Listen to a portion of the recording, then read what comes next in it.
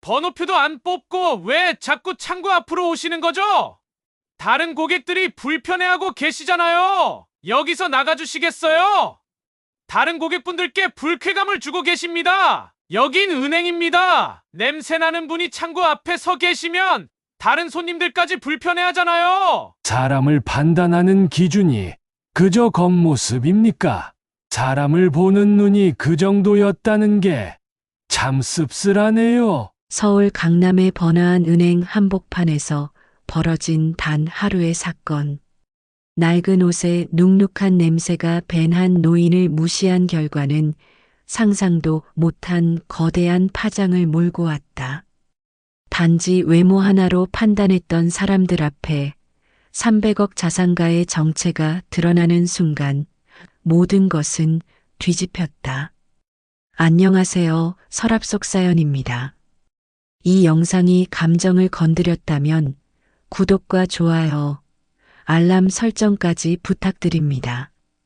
놓치면 후회할 진짜 사람 이야기입니다.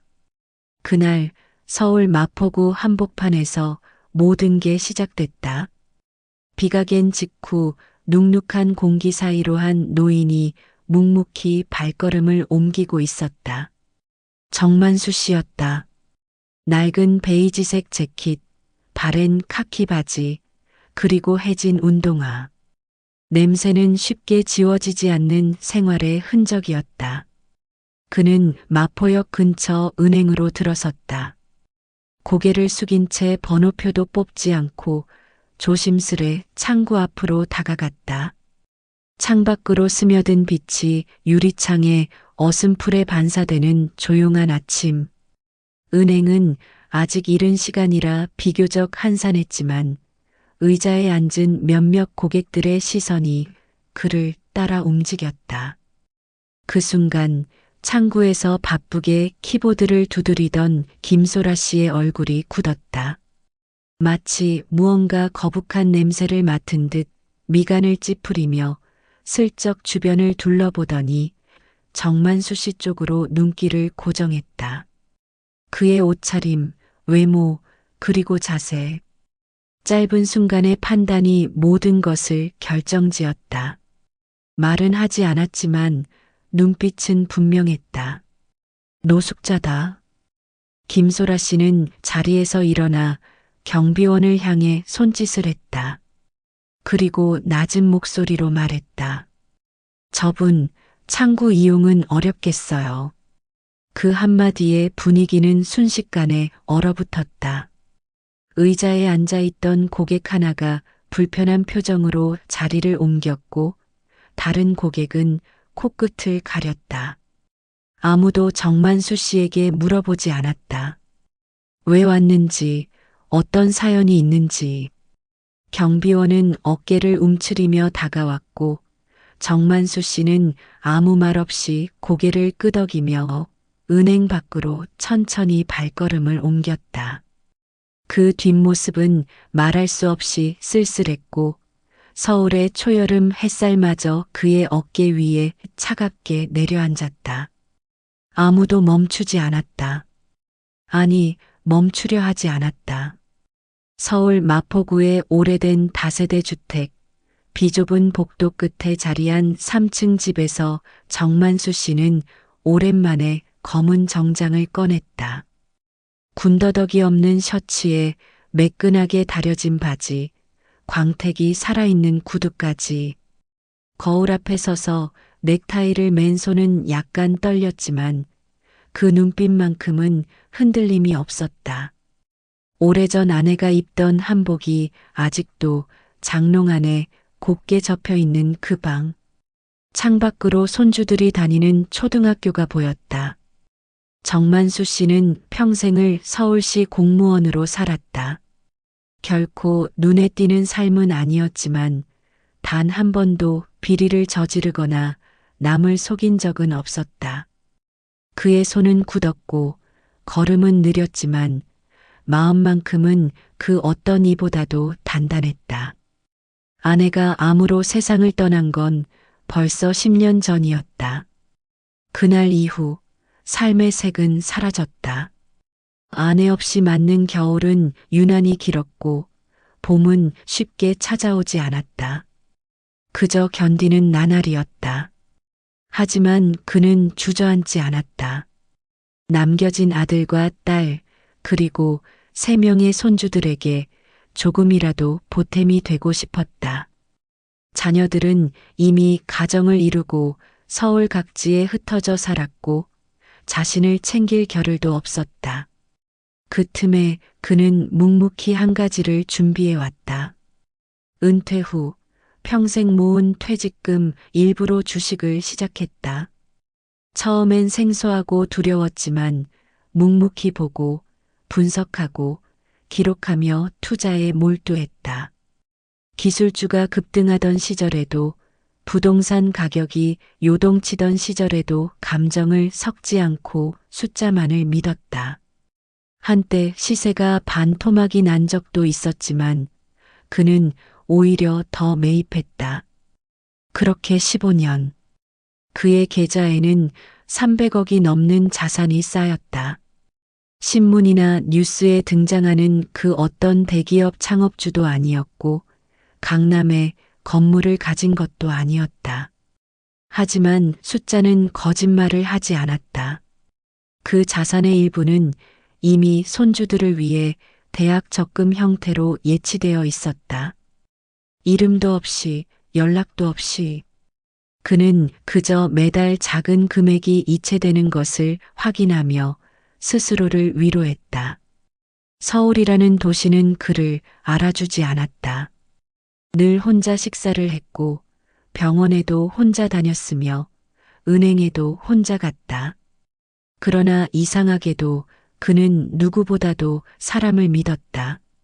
누구나 실수할 수 있고 누구나 편견에 사로잡힐 수 있다고 생각했다. 그래서 그는 실험을 해보기로 했다. 누군가가 진심으로 사람을 대하는지를 보기 위해 자신의 겉모습만으로 판단을 받기로. 낡은 옷, 허름한 신발, 씻지 않은 머리. 그 모든 것은 일종의 시험이었다. 그날 은행에 들어설 때 그는 이미 대답을 알고 있었다. 아무도 묻지 않았고 아무도 알아보지 않았다. 그래서 마음이 아팠지만 동시에 확신이 생겼다. 내가 가진 이 돈, 이 자산, 누구에게도 쓸모있게 쓸 수 있겠구나. 그리고 다음 날 완전히 다른 모습으로 같은 은행을 다시 찾기로 결심했다. 세상은 겉모습만으로 판단하겠지만 적어도 그는 자신만의 방식으로 의미 있는 흔적을 남기고 싶었다. 해가 막 솟아오르기 시작하던 아침, 정장을 갖춰 입은 정만수 씨는 천천히 은행으로 향했다. 이번엔 걸음에도 묵직한 결심이 실려 있었다. 문을 열고 들어설 때 은행 안의 공기는 전날과 사뭇 달랐다. 조용하고 평온했지만 곧 모든 것이 달라질 순간이 가까워지고 있었다. 은행 자동문이 다시 열릴 때 김소라 씨는 자연스럽게 고개를 돌렸다. 전날의 잔상이 아직도 남아있던 터라 혹시나 같은 인물이 다시 오는 건 아닌지 무의식적으로 주변을 살폈다. 하지만 이번엔 달랐다. 완벽하게 차려입은 중후한 신사의 등장이었다. 바르게 넘긴 머리카락, 검은 울 코트, 금태 안경. 심지어 걸음걸이마저 위엄이 느껴졌다.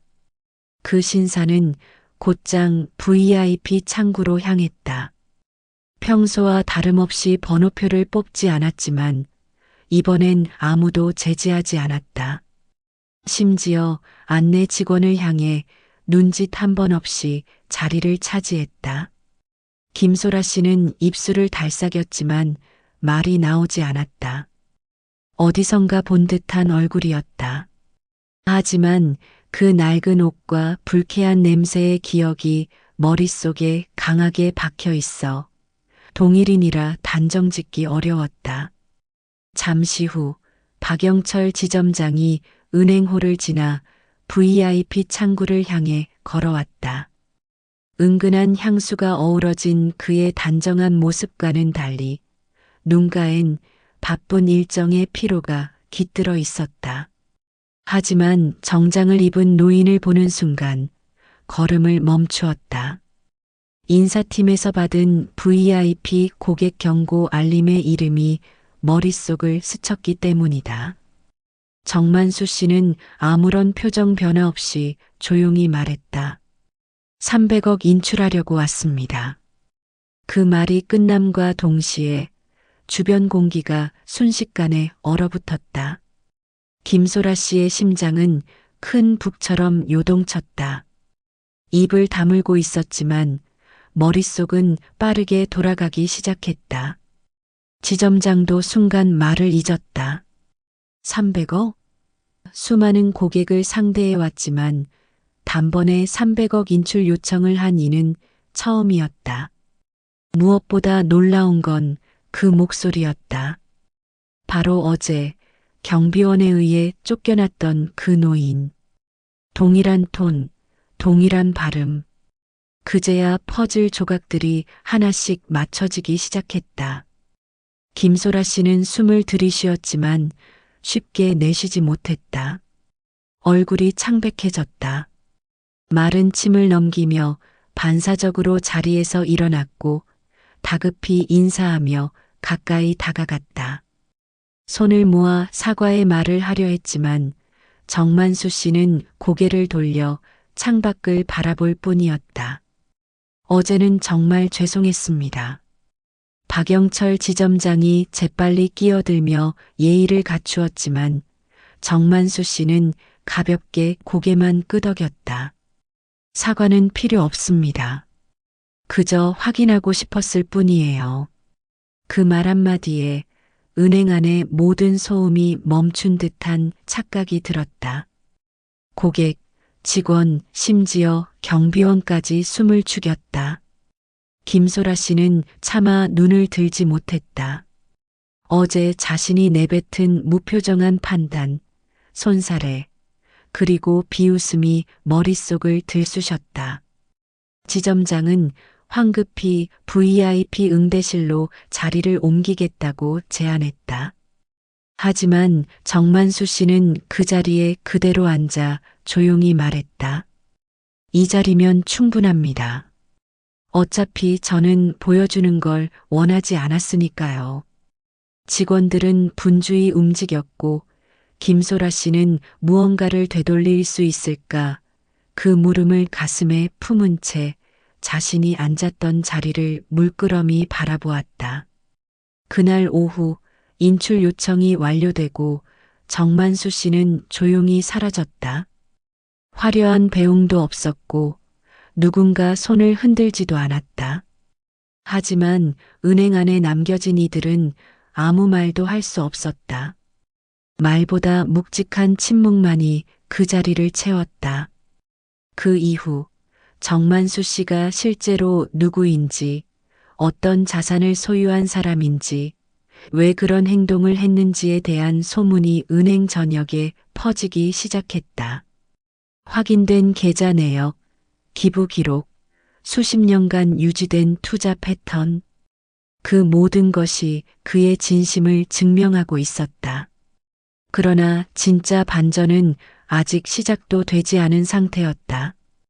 정만수 씨가 인출한 그 거대한 돈이 향한 곳은 단 한 명도 예상하지 못한 방향이었다.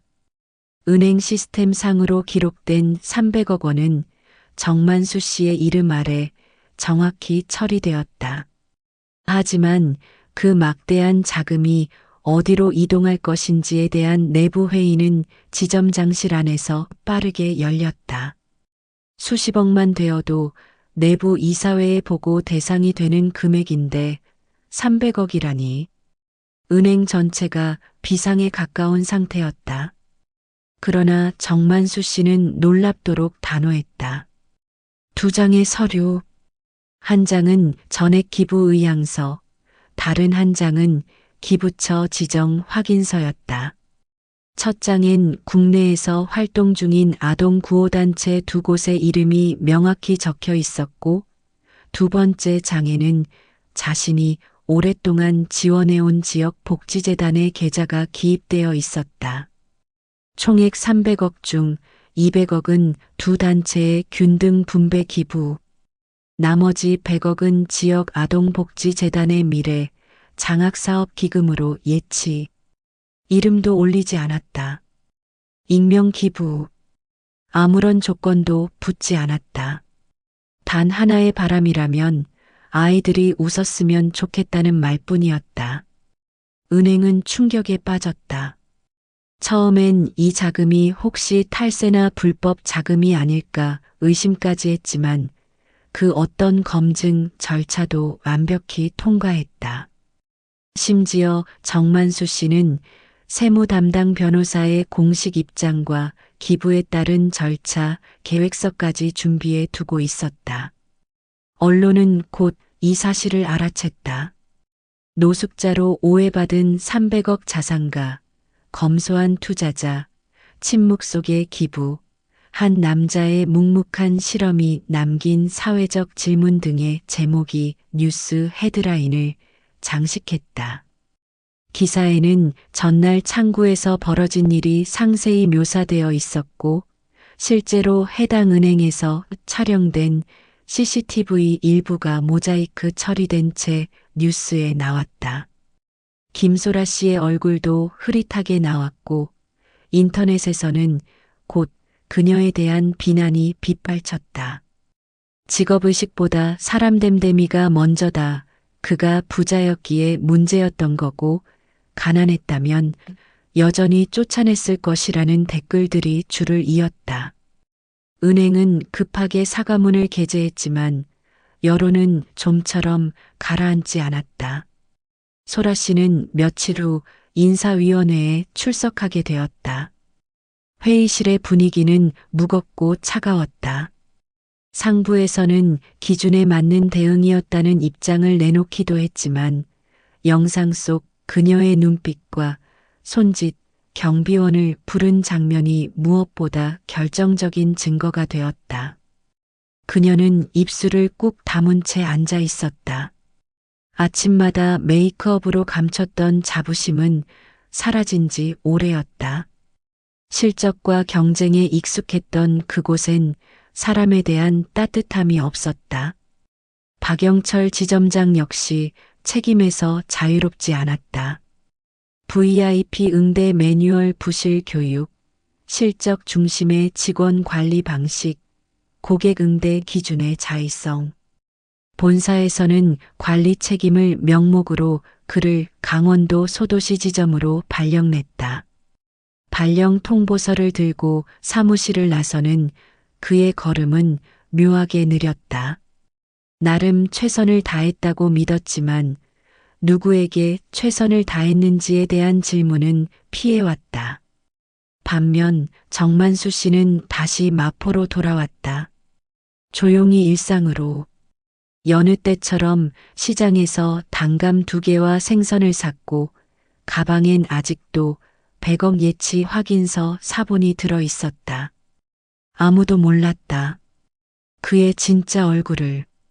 마포구의 작은 도서관에서 그는 하루 2시간 아이들에게 책을 읽어주었다. 아내가 생전에 좋아하던 동화책이었고 아이들은 그의 낮은 목소리에 귀를 기울였다. 도토리는 작지만 참 오래 남는 열매란다. 그가 아이들에게 건넨 마지막 문장엔 삶의 무게가 담겨 있었다. 뉴스는 사라졌다. 사람들의 관심도 서서히 사그라들었다. 하지만 그날 이후 서울 각지의 은행은 창구 직원 응대 매뉴얼을 새로 쓰기 시작했다. 사람을 대하는 눈빛 하나, 손의 움직임 하나가 다시 교육되었다. 그것은 어떤 정책보다 강력한 정만수 씨가 남긴 유산이었다. 마포의 오후는 고요하고 따스했다. 5월 햇살이 유리창을 부드럽게 통과해 골목의 벽을 적셨고 정만수 씨는 평소보다 일찍 집을 나섰다. 동네 마트에서 우유 한 통과 식빵을 산 후 늘 그렇듯 재활용 봉투를 들고 경로당 앞에 쪼그려 앉았다. 지나가던 주민 몇 명은 그의 존재를 알아보지 못했고 알아본 이들은 그저 인사를 건넬 뿐이었다. 반면 서울의 다른 구석에서는 작은 폭풍이 계속되고 있었다. 김소라 씨는 인사위원회 출석 이후 한동안 병가를 냈다. 회사는 그녀의 명패를 회수했고 복귀 여부에 대한 결정도 유보된 상태였다. 그녀는 처음으로 진심 어린 자기 반성을 시작했다. 거울 앞에 서 있을 때마다 정만수 씨의 얼굴이 떠올랐다. 단 한마디 변명조차 없이 미소만 지었던 그 모습. 창구 앞에 서서 경비원 손을 잡고 조용히 돌아서던 뒷모습. 단순한 실수라고 하기엔 너무 잔인했고 일시적인 오해라고 하기엔 너무 명백했다. 소라 씨는 창가에 앉아 있었다. 겉으로는 평온해 보였지만 마음속에는 돌이킬 수 없는 일들이 복잡하게 뒤얽혀 있었다. 이제 더 이상 누구의 외모로도 마음을 가늠하려 하지 않았다. 그녀는 자주 이런 생각을 했다. 그날 내가 다른 눈으로 봤더라면. 지점장 박영철은 새로운 근무지에서 처음 맞는 주말을 맞이하고 있었다. 대도시에서 부지런히 업무를 밀어붙이던 시절과는 달리 소도시 은행은 조용했다. 그는 어느 순간 은행의 현관문 앞에 한 노인이 서 있는 모습을 보고 심장이 철렁 내려앉았다. 낯선 얼굴이었지만 순간적으로 정만수 씨의 모습이 겹쳐 보였기 때문이다. 그는 이제 고객 응대 교육을 다시 작성하고 있었다. 고객의 재산보다 고객의 존엄을 먼저 본다는 문장을 첫 줄에 써넣었다. 그의 손끝이 떨렸다. 그 문장을 이해하기까지 너무 오랜 시간이 걸렸다. 며칠 후 지역 신문 한쪽에는 정만수 씨가 예치한 100억의 장학 기금에 대한 공고가 실렸다. 마포아동 복지재단 정만수 씨 기부금으로 10년간 1000명 장학생 선발 예정. 작은 글씨였지만 지역 주민들 사이에서는 그 공고가 회자되었다. 아니, 그 조용한 노인이 매일 버스 타고 다니던 그분 맞아? 누군가는 눈을 가늘게 뜨며 기억을 더듬었고 누군가는 멋쩍게 웃었다. 하지만 정만수 씨는 그 어떤 말도 하지 않았다. 오히려 더 조용해졌다. 그가 나선 이유는 단지 확인하고 싶었던 것이었고 사람들의 반응이나 명예에는 관심이 없었다. 서울 시내 한복판의 벤치에 앉아 그는 오래된 수첩을 꺼내 들었다. 아내가 남긴 글귀들이 적혀 있던 작은 공책. 그중 한 페이지를 오래 들여다보다가 그는 천천히 읽기 시작했다. 사람은 결국 사람으로 산다. 눈에 보이지 않는 것을 믿는 게 사람이다. 정만수 씨는 그 페이지를 조심히 접고 주머니에 넣었다. 먼 곳에서 아이들의 웃음소리가 들려왔고 그는 고개를 들어 하늘을 바라보았다. 거긴 늘 같은 하늘이었지만 마음속엔 전혀 다른 평화가 자리 잡고 있었다. 그의 침묵은 거대한 질문을 남겼다. 우리는 과연 누군가를 어떻게 바라보고 있었는가? 외모로, 돈으로, 말투로, 냄새로. 그 수많은 조건들 속에서 진짜 사람을 보고 있었는가? 정만수 씨는 이후에도 단 한 번도 언론 인터뷰에 응하지 않았다. 기부 천사라는 별명이 붙었고 인터넷에는 그의 이름이 떠돌았지만 그는 그저 조용히 다음 날을 준비했다. 언제나 그랬듯 자신이 할 수 있는 일에 집중하며 은행에서는 새로 바뀐 안내문이 붙었다. 모든 고객은 존중받아야 합니다. 겉모습이 아닌 진심을 먼저 보는 은행. 그것은 누구보다 그날의 기억을 무겁게 간직한 직원들이 만든 문구였다. 그리고 마지막으로 마포의 어느 버스 정류장. 평범한 회색 바지에 헐렁한 재킷을 입은 노인이 벤치에 앉아 있었다. 바람이 불고 아이들이 뛰어놀고 하루는 다시 시작되고 있었다. 아무도 그 노인이 누구인지 몰랐지만 그 사람은 세상을 바꿔놓았다. 아주 조용히 그러나 강하게. 해가 지기 시작한 오후 서울 마포구의 오래된 주택 옥상에서 정만수 씨는 천천히 뜨거운 차 한 잔을 들었다. 건너편 고등학교의 종례 방송이 멀리서 희미하게 들려오고 골목 아래 아이들의 웃음소리가 간간히 바람을 타고 올라왔다. 마치 아무 일도 없었던 듯한 하루. 그러나 그 조용한 하루 뒤에는 인생의 방향을 송두리째 바꾼 한순간이 남아 있었다. 며칠 전 그가 기부한 200억은 이미 각 단체로 이체되어 실질적인 지원이 시작되었다. 난치병 아동 치료비 지원, 저소득 가정의 노트북 보급, 학대 피해, 아동 심리치료 프로그램 강화까지 평소엔 보이지 않던 작은 조직들이 빠르게 움직이기 시작했고 아이들의 삶은 실질적으로 변화하고 있었다. 한 아동복지재단에서는 정만수 기금이라는 이름을 붙이려 했지만 그는 그마저도 거절했다. 오히려 모든 공식 서류에서 자신의 이름을 지워달라고 요청했다. 누군가를 돕는 일에 명예는 필요 없다고 그는 생각했다. 돕는다는 건 조용히 손을 내미는 일이지 깃발을 드는 일이 아니라고. 하지만 그런 그의 의도와 달리 사회의 반응은 더욱 거세졌다. SNS에선 정만수 챌린지라 불리는 해시태그 운동이 번지기 시작했다. 자신의 주변에서 외면당하는 사람들, 무시되던 존재들에게 한 번쯤 따뜻한 시선을 주자는 움직임. 고등학생부터 70대 은퇴자까지 다양한 이들이 자신만의 방식으로 정만수의 하루를 살아보기 시작했다. 은행권에서도 변화가 일었다. 수많은 지점이 인간 존중이라는 가치 아래 고객 응대 방침을 개정했고 과거 불만 민원으로 치부되던 고객들의 불편 사례를 다시 검토하기 시작했다. 누구는 이를 일시적인 캠페인이라 비꼬았지만 적어도 한 사람의 침묵이 작은 파문을 일으켰다는 사실만큼은 분명했다. 김소라 씨는 여전히 침묵 속에서 시간을 보내고 있었다. 그날 이후 그녀는 더 이상 화장을 하지 않았다.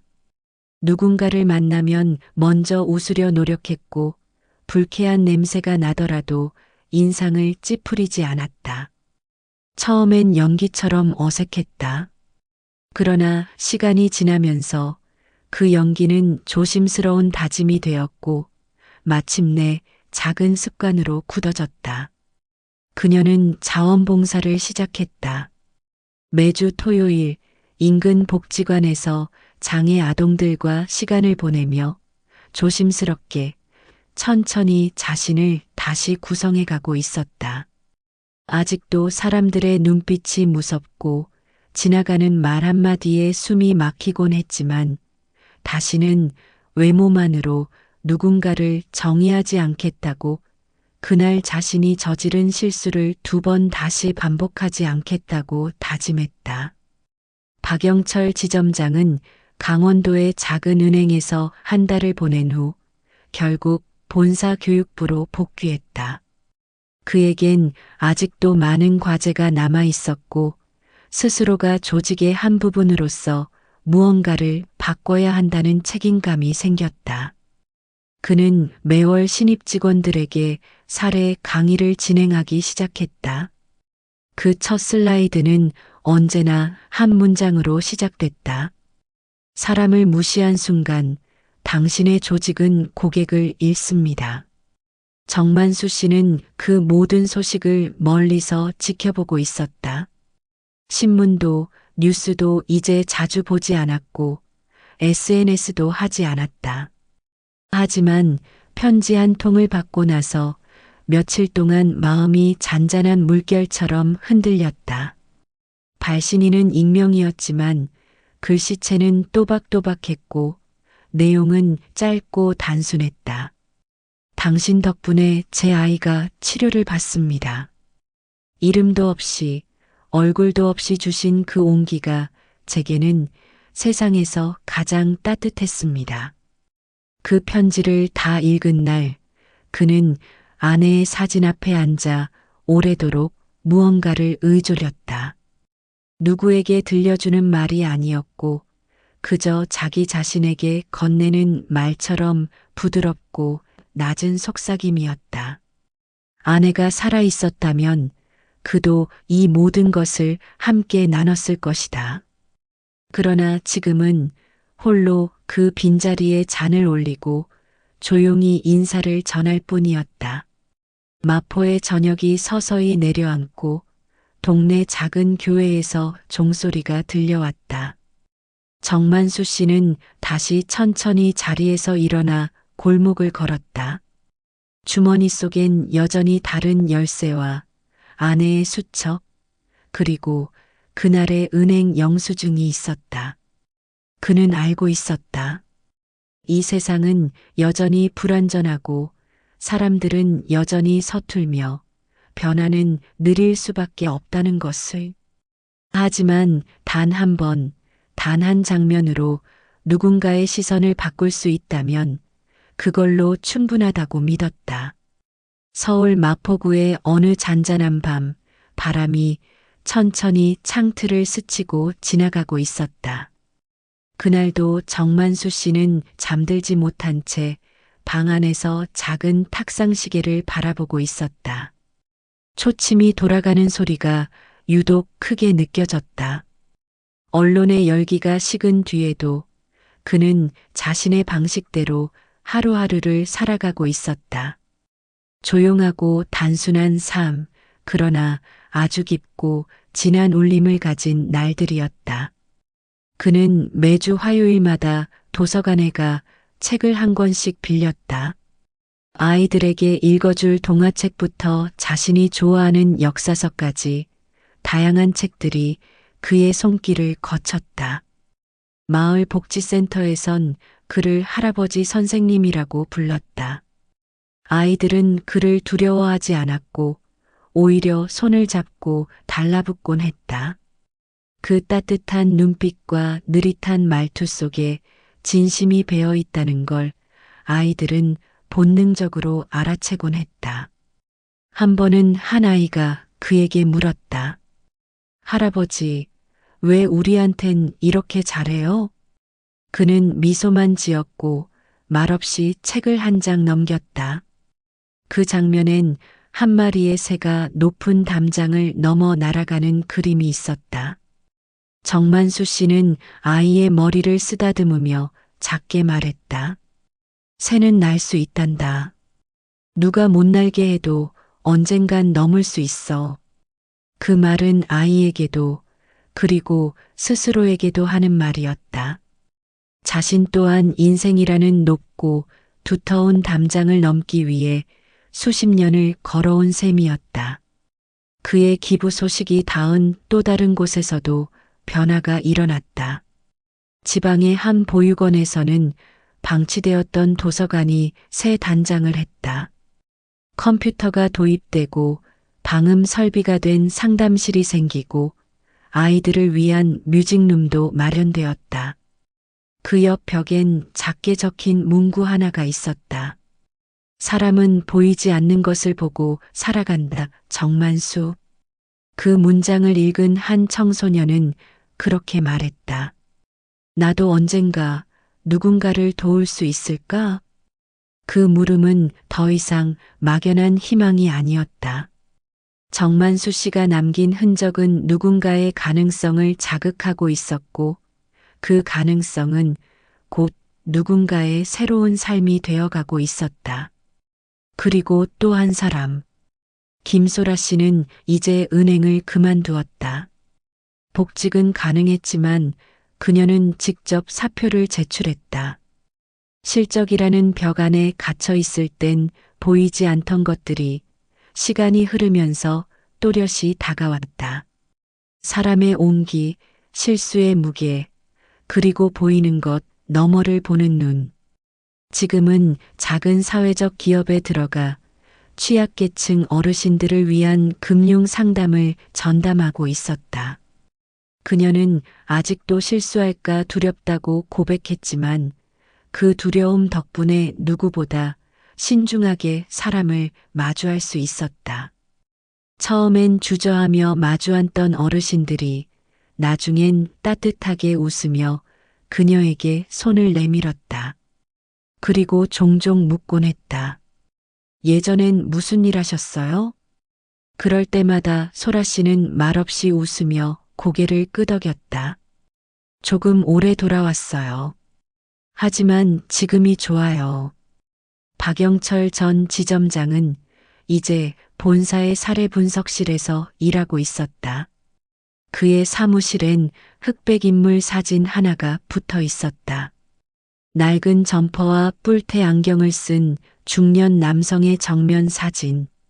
그가 처음 정만수 씨를 제대로 마주했던 CCTV 캡처 화면이었다. 그는 매일 그 사진을 보고 나서 업무를 시작했다. 고객 응대 시뮬레이션, 실무 윤리 강의, 상황별 리스크 판단 교육 등 그가 맡은 업무는 뼈아픈 경험에서 시작된 것들이었다. 하지만 그만큼 진심으로 가르칠 수 있었다. 시간은 흘렀다. 그날의 기사는 뉴스 아카이브 깊은 곳으로 밀려나고 사람들의 기억 속에서도 서서히 흐려져 갔다. 하지만 진심으로 삶이 바뀐 이들에겐 그 기억이 사라지지 않았다. 그리고 그날, 봄이 다가오던 어느 오후 마포구청은 조용한 감사장을 한 사람에게 전달했다. 당신의 행동은 침묵 속에서도 큰 울림이었습니다. 모든 시민을 대신하여 진심으로 감사드립니다. 정만수 씨는 작은 봉투 속의 종이를 꺼내 오래 바라보았다. 그리고 마당 한켠 아내가 생전에 심었던 모란꽃 아래에 그 감사장을 살짝 묻었다. 바람에 흙이 날리고 꽃잎 하나가 그의 어깨에 내려앉았다. 그는 눈을 감고 중얼거렸다. 이제 정말 됐네. 아무도 모르게 그날의 조용한 이야기는 그렇게 마무리되고 있었다. 하지만 그가 남긴 침묵은 아직도 이 도시 어딘가에서 조용한 물결을 일으키고 있었다. 어느 조용한 봄날의 끝자락, 서울 마포구의 작은 공원. 그날은 어린이날이었다. 도시 전역에서 풍선과 웃음소리가 번져나왔고 공원 한켠에서도 작은 아동복지재단이 주최한 가족음악회가 열리고 있었다. 손을 잡고 온 가족들, 유모차에 아이를 태운 부모들, 그리고 재단 관계자들이 다 함께 모여 있었다. 행사가 절정에 이를 무렵 사회자가 마이크를 잡고 조용히 목소리를 낮췄다. 지금 우리가 이 자리에 설 수 있었던 데에는 이름을 밝히지 않고 떠난 누군가의 조용한 기부가 있었습니다. 그분의 이야기는 여러분이 이미 뉴스를 통해 접했을 수도 있습니다. 하지만 그분은 한 번도 자신을 드러내지 않으셨습니다. 그 순간 무대 뒤 대형 스크린에는 정만수 씨의 뒷모습이 담긴 사진이 조용히 떠올랐다. 낡은 모자를 쓰고 골목길을 걷는 작고 단단한 실루엣. 이름도 없이, 박수도 없이, 오직 진심 하나로 남겨진 장면. 관객들 사이에서는 묵직한 감정이 흘렀다. 그날 행사에 직접 모습을 드러내진 않았지만 정만수 씨는 멀리서 그 장면을 지켜보고 있었다. 그는 아이들이 웃는 얼굴을 보며 입꼬리를 천천히 올렸다. 음악 소리가 멀리서 퍼지고 아이들의 함성이 땅을 울릴 때 그는 조용히 자리에서 일어나 다시 골목길을 걸었다. 얼마 후 한 교회 게시판에 손글씨로 된 쪽지가 붙었다. 아무도 보지 않아도 괜찮습니다. 마음이 먼저 전해졌다면 그것으로 충분합니다. 서명은 없었지만 누군가는 그 필체를 알아보았고 누군가는 조용히 고개를 끄덕였다. 그가 사라지고 나서도 그의 이야기는 계속 살아 숨쉬었다. 복지재단은 기부금으로 새로운 건물을 짓기 시작했고 마포구는 그 공원의 작은 산책길에 조용한 길이라는 이름을 붙였다. 그 길을 걷는 사람들은 그 의미를 모두 알진 못했지만 이상하게도 걸음이 느려지고 말수가 줄었다. 은행에서도 큰 변화가 일어났다. 전 지점장을 포함한 여러 간부들이 모여 새로운 교육 프로그램을 도입했고 그 첫 번째 교훈은 단순했다. 말하기 전에 먼저 바라보자. 은행 내부에는 정만수 씨의 사진은 걸지 않았다. 대신 작은 명패 하나가 고객 대기 좌석 앞에 놓였다. 진심은 침묵 속에서도 들릴 수 있습니다. 김소라 씨는 자원봉사와 복지 상담을 병행하며 복직 제의를 거절했다. 그녀는 이제 사람을 바라보는 눈이 달라졌다. 아이의 더러운 옷에 주눅 들지 않았고 노인의 느릿한 말에 짜증내지 않았다. 매 순간 그날의 침묵이 떠올랐다. 그리고 마음속에 하나의 문장이 자리를 잡았다. 누군가를 판단하는 순간 나는 그 사람을 가장 모르던 시절로 되돌아간다. 정만수 씨는 여전히 마포에 살고 있었다. 그는 새벽마다 동네를 돌며 쓰레기를 줍고 도서관에 기증할 책을 손수 포장했다. 그의 집에는 이제 손주들의 사진이 더 많이 걸려 있었다. 손주들 중 하나는 장학금 덕분에 미국 교환학생을 준비하고 있었고 또 다른 하나는 기부가 일상이 되는 사회를 꿈꾸며 사회복지학을 공부하고 있었다. 그리고 어느 날 손주 중 하나가 묻는다. 할아버지, 왜 그렇게 조용히 사셨어요? 정만수 씨는 웃으며 대답한다. 크게 울리는 소리는 금방 잊히지만 조용한 울림은 오래 남거든. 그날의 마포는 특별히 조용했다. 봄비가 잠시 내려 골목을 적셨고 꽃잎 몇 장이 바람 따라 날렸다. 그리고 그 조용한 거리 어딘가에서 한 사람의 발자국이 천천히 이어지고 있었다. 누구도 주목하지 않았지만 그 발자국은 분명히 남았다. 사람을 사람으로 보는 법. 진심이란 이름의 가장 단단한 유산. 서울 마포구 그 조용한 동네 한복판에서 시작된 작은 실험은 예상치 못한 울림을 남기고 끝을 맺었다. 누군가는 그것을 검소한 은퇴자의 마지막 장난이라 불렀고 또 누군가는 사회에 던진 인간 존엄의 질문이라 평했다. 그러나 정만수 씨에게 이 모든 여정은 단 한 가지 의미로 귀결되었다. 사람은 결국 사람을 통해 사람다워진다. 그가 은행에 첫 발을 들였던 그날 수많은 눈은 외면했고 한 사람은 조롱했으며 조직은 시스템 뒤에 숨었다. 하지만 하루 뒤 동일한 사람이 정장을 입고 등장하자 모든 것이 달라졌다. 행동, 시선, 말투까지. 그리고 그 변화는 300억이라는 숫자가 말해주는 무게 때문이었다. 그는 그걸 알고 있었다. 그래서 일부러 그렇게 했다. 당신들이 보는 것이 진짜 사람인가 아니면 당신이 상상하는 기준인가. 그날의 선택은 무심한 얼굴을 한 사회 전체에게 깊은 질문을 던졌다. 결과는 놀라웠다. 냉정했던 사회가 자신을 되돌아보았고 부끄러움이 변화로 이어졌다. 그리고 그 모든 중심에는 자신을 드러내지 않고 꾸미지 않고 침묵으로 말한 한 사람이 있었다. 김소라 씨는 그를 통해 비로소 사람을 대하는 직업이라는 본질을 깨달았고 박영철 전 지점장은 실적이라는 가면 뒤에 숨어 있었던 자신을 마주했다. 그들만이 아니었다. 수많은 사람들이 그 사건을 통해 마음을 다잡았다. 아이들을 돌보는 선생님, 거리에서 노인을 만나는 공무원, 고객을 상대하는 택배기사까지. 결국 정만수 씨는 300억이라는 숫자를 통해 사람을 평가하지 말라는 메시지를 전했지만 동시에 그 돈으로 누군가의 삶을 실제로 바꾸었다.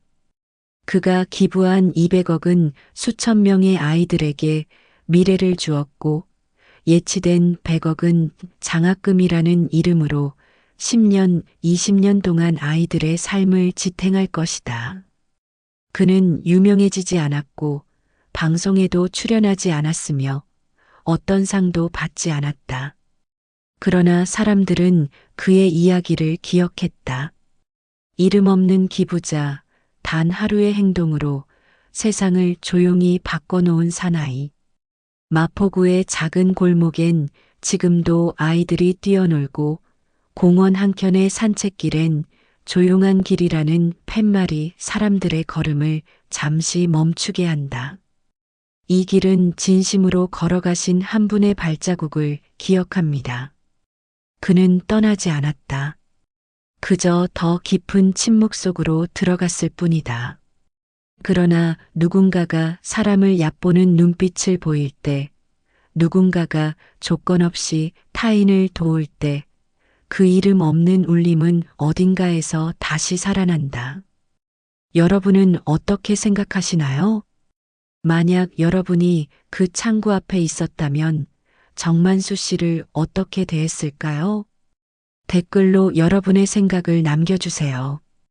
이야기가 마음에 드셨다면 구독과 좋아요, 알람 설정도 잊지 마세요. 오늘도 누군가에게 따뜻한 시선 잊지 않으셨으면 좋겠습니다. 함께 해주셔서 감사합니다.